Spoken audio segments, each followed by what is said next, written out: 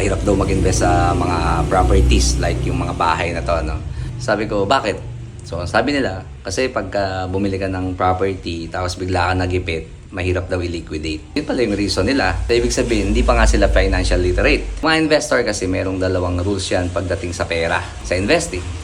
So, yung number 1 rule is don't lose money. Yung number 2, go back to first rule, don't lose money.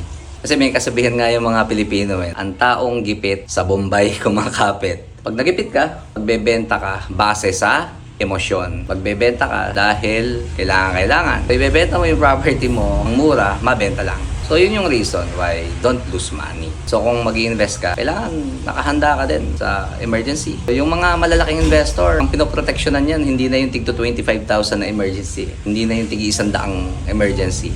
Tig-milyon na emergency na. Kasi napaka-accessible na para sa kanila ang pera.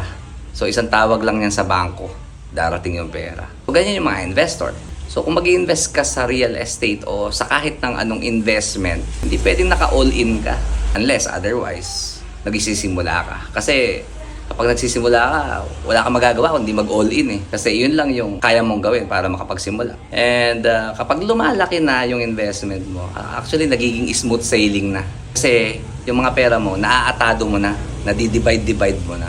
So guys, kung gusto nyo talagang mag-invest, you have to learn how to manage finance, pera.